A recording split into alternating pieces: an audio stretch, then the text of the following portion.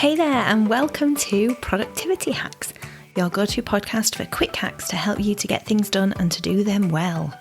I'm Jasmine, your host, productivity coach and consultant, and my mission is to help people increase their productivity so that they have time for what really matters. Each week, I'll bring you a short episode packed with tips that you can implement right away to boost your output. So let's dive in. Hey everyone, welcome back to Productivity Hacks.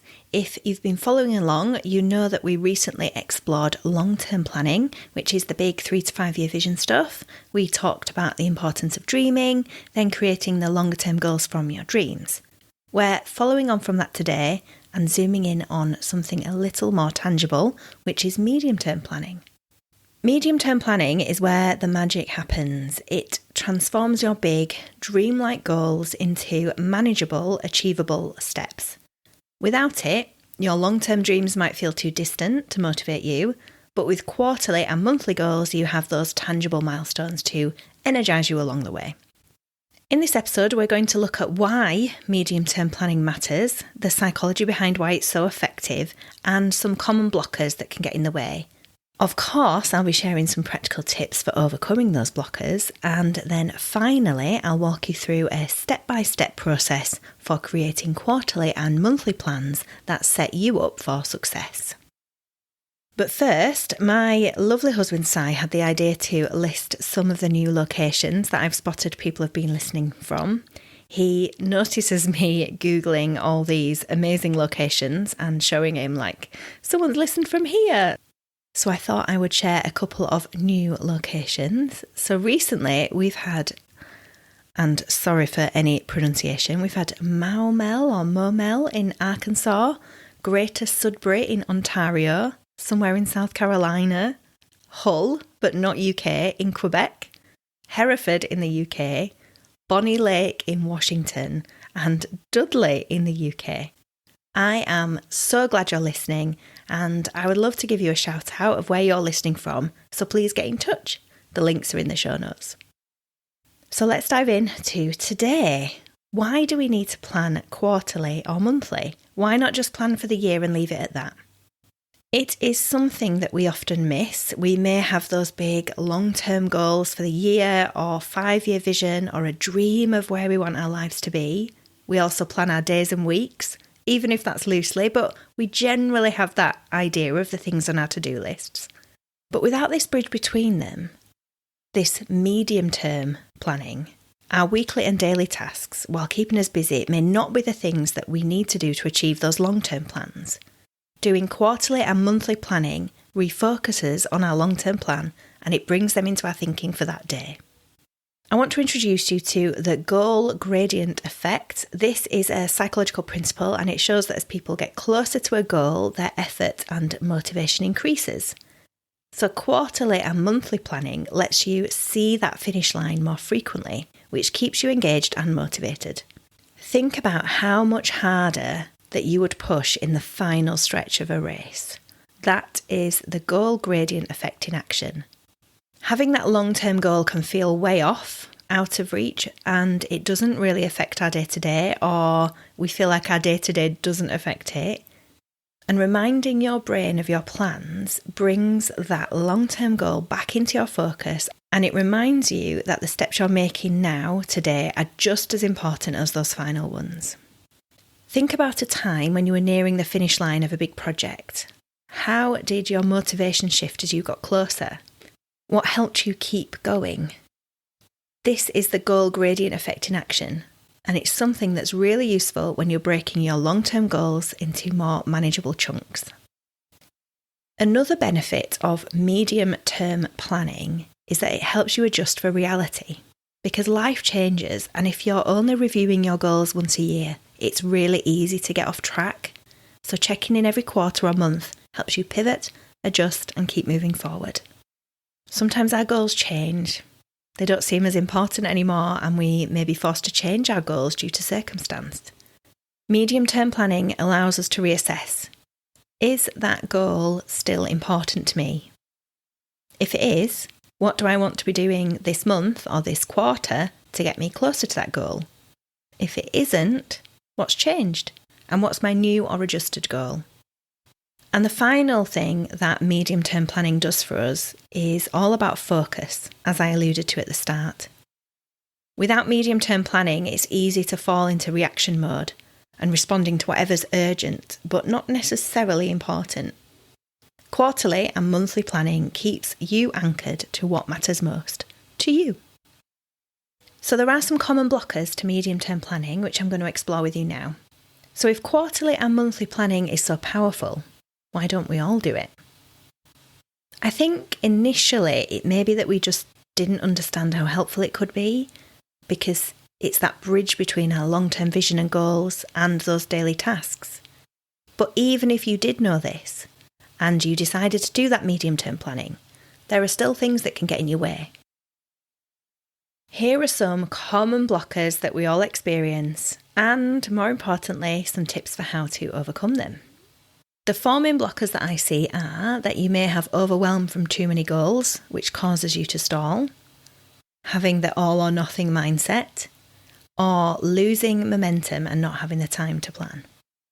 So blocker 1, overwhelm from too many goals. The problem is you've got a long list of goals for the next 3 months and it is paralysing. You don't know where to start, so you do nothing. This is a classic case of choice overload, where having too many options leads to decision paralysis. I have been there. I frequently try to do too much and then I get overwhelmed and don't even do a fraction of what I've told myself to do.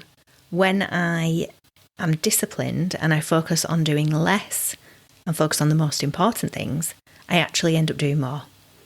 It feels like it shouldn't work, but it does. If this is you, then to overcome it, try to prioritise ruthlessly. Choose 1 to 3 must-win goals per quarter, rather than a long list of goals and tasks. Ask yourself honestly, if I could only accomplish one thing in the next 90 days, what would make the biggest difference? You can always write all the other tasks, actions, goals on a different list, like a parking spot for them. You're acknowledging that those things are important and you do want to do them, but they're not the most important thing right now. Each time you do monthly or quarterly planning, revisit this parking spot list and see if it is time to move things to the main list. Delete what no longer is on your radar and add in any more great ideas that are simply for not now. Another way to overcome this is to chunk down your goals. So break each goal into small, actionable steps. Seeing smaller tasks on your plan feels less overwhelming than that big, abstract goal. Blocker 2 is the all or nothing mindset. And gosh, this is me all over. I am such an all or nothing person. I'm all in or I'm all out. I am the kind of person who is either all in and learning the piano and practicing every minute of the day, or doesn't touch it and packs away the keyboard in the attic. True story. Or one of my most recent was an obsession with Duolingo, imagining myself to be fluent in Spanish, and I spend so much time on that app, wanting to go up the rankings, get into different leagues. Then I realised I didn't really want to dedicate all my spare time to learning, and since then I haven't touched the app. Now, I'm definitely not saying this is the best way to learn, because I know that small and consistent is the way, but small and consistent is not very natural to me. I am very explosive and I power through things. So the problem with this all or nothing mindset when it comes to medium-term planning is you've planned the perfect quarter, but then something unexpected happens and you feel like the whole plan's ruined and you throw it out. You don't refresh your plans and keep going. You draw a line under that quarter or that month and write it off. And this loses valuable time. Gosh, this is definitely like looking into a mirror. This is known as cognitive rigidity. And it's the belief that if things don't go exactly as planned, the plan is a failure, so you stop. So how can we overcome this? Firstly, plan for change. Life happens. Build flexibility into your plan with buffer weeks or catch-up days each month. This has been a godsend for me. I plan for my Fridays to be flexible and fluid. I don't generally book in meetings or coaching or have a huge plan. Sometimes I see my lovely friend Sarah and my goddaughter Annie. Sometimes I watch TV. Sometimes I work on my podcast. Sometimes I catch up on coaching notes or do some learning, some reading. It is a buffer in my busy week to then use in the best way for me. Another thing you could do is focus on progress, not perfection, which lots that I've coached can attest to is one of my favourite phrases, and I even have a little post-it on my wall to remind me of it. I am much better at cheerleading others to focus on progress, not perfection, than myself. If you are also part of this club, remind yourself that progress beats perfection every day. It really, really does. And if 80% of your plan goes well, that is a win. It really is. And I'm telling myself that as well. Blocker 3 is losing momentum mid-quarter. And the problem is you are really motivated at the start of the quarter, but by week 6, you are struggling to keep at the same level.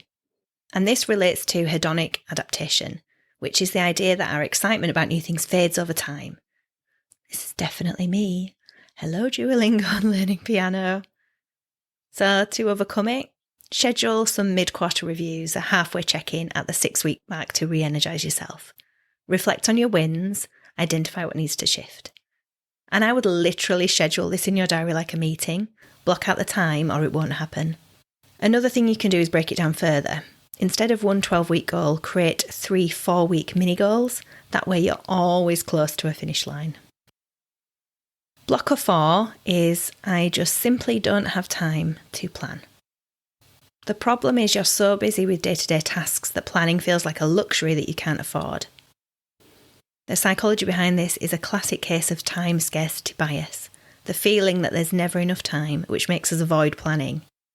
If you feel just too busy to plan, too busy fighting the fires that occur daily, here are a couple of things that you can do.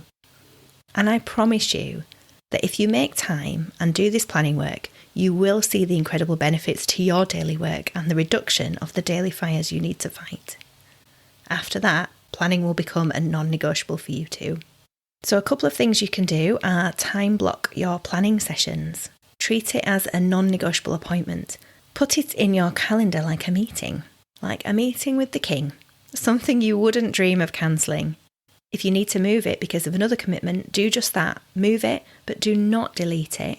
And don't move it to further away in your calendar, or you may end up just constantly pushing it forward and forward.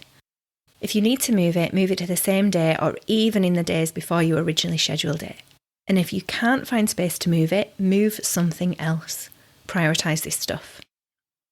And secondly, you can start small. So instead of a all-day planning marathon or 2 hour or even an hour, start with a 20-minute review each month. A small session is better than none. And in fact, sometimes a small session is better than a big one. Plan it in, set timer for your 20 minutes, turn off your distractions and focus. Okay, so hopefully I have convinced you about the importance of medium-term planning and helped you overcome some potential blockers. So now we move to the practical, the how-to. And I've got a simple framework for you to help you create quarterly and monthly plans that work. So there's 5 steps. Number 1, start with reviewing the big picture. So revisit your long-term goals. What's your 3 to 5 vision? What's your goal for the year? These big picture plans will inform your quarterly goals. Number 2, set quarterly goals. Take your longer term goals, your goal for the year, and set a goal for that quarter. So if you have a goal for the year, then 25% of the time you have to work on that is in the next quarter. So you could think simply, what would being 25% or a quarter of the way to that big goal look like? Or if you are already in quarter 2, quarter 3, what is 25% further along towards that goal?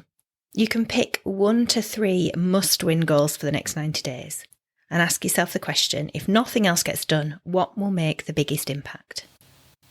Also define success for those goals. What does done look like for each of them? How will you measure it? How will you know that it's done? How will you tick it off the list? Number 3, break your goals into monthly milestones. So the quarterly goals, divide that into 3. So if your goal is to write a course in a quarter, month 1 might be research and outline. Month 2 might be create content. And month 3 might be edit and launch. Number 4, have a monthly review and planning session. And this is really important to keep going. So at the end of each month, review what worked, what didn't, and what's next. And use this insight to adjust your next month's plan. Remember, this can be just 20 minutes. Make sure you schedule it. And finally, number 5 are weekly check-ins. Each week, review your monthly plan and pull out the tasks for that week. This keeps you aligned with your bigger goals. and more on this next week. So when is a good time to do this medium-term planning? And the simple answer is any time that works for you. You can do it at the start of a period of time or in the time running up to it. For me, I tend to have a basic overview for the year for each quarter, but then I like to take a bit of time a few weeks before the start of a new quarter to look at my long-term goals and decide my most important things to do, limiting myself to that 1 to 3 main goals. I pop this somewhere visually that I can refer back to, and I do different things, whichever takes my fancy. Sometimes I have a simple piece of paper stuck to my wall with the priorities. Sometimes I use the relevant sections of my planner if it has them. I have used a whiteboard in the past. You could use a spreadsheet or a document that's digital, a note on your phone. It honestly doesn't matter where you do this, but it does matter that you see it and refer back to it, as with your long-term goals. I then take some time at the start of each month to decide my most important things that month, drawing down from my quarterly overview. Similarly, I make this visible as I refer to this for my weekly and daily planning. More on this next time. So I want you to think of your planning a bit like a champagne fountain at a wedding. So your big dreams are at the top, and each quarter and each month, each week trickles down to the next, creating a smooth flow towards your goals. So the big dreams at the top flow into your medium, which flow into your short-term planning. When you've got the medium-term plans, the whole cascade is unstoppable and delicious. They feed into each other. Medium-term planning is where that clarity of your long-term goals starts to meet the action. It's about zooming in from the big picture to create something that you can act on, and it's that really important bridge between the long-term and the daily. So to sum up, remember, medium-term planning is the bridge that turns big dreams into actionable steps. You can overcome overwhelm by narrowing your focus to 1 to 3 goals. Fight the all-or-nothing mindset by building flexibility into your plans and celebrate progress. Keep the momentum going with regular check-ins and by breaking goals into smaller bite-sized pieces. So what are you going to do as a result of this episode? What is your one action you're going to take? Are you going to plan quarter 1 of 2025 if you're listening to this when it goes live, or the quarter that you're in? What is your action point? If you've been avoiding planning because it feels overwhelming, I would encourage you to start small. Just plan for the next month. You'll be amazed at how much clarity and control it gives you. I would love to know if you're going to try this. Do drop me a message, tag me on social media to let me know how you're making this work for you. If you found this episode helpful, share it with someone who might benefit. If you'd like help creating your own quarterly or monthly plan, I'd love to hear from you. Sometimes a one-off session with a coach can bring you the clarity you desire in your long-term dreams and goals and what that means practically for you in the coming weeks. Seeing people each week achieve the important things in their life and know what the important things to them are is such a wonderful privilege to be a part of, and I would love to work with you if that is something that you're interested in. So that's it for now. Next time we're going to dive deeper into the magic of weekly and daily planning. We're going to talk about how to structure your weeks so that you feel fully in control and productive every day. You won't want to miss that. See you then. That's it for today. Thank you for tuning in to the Productivity Hacks podcast with me, Jasmine. What is your action point today? Write it down and make time to do it. If you like what you've heard, follow this podcast to get notifications of the weekly episodes, and please share it with your friends. Episodes will drop every Monday morning, and in the meantime, head to lifewithzest.co.uk or the links in the show notes to connect with me. See you next week.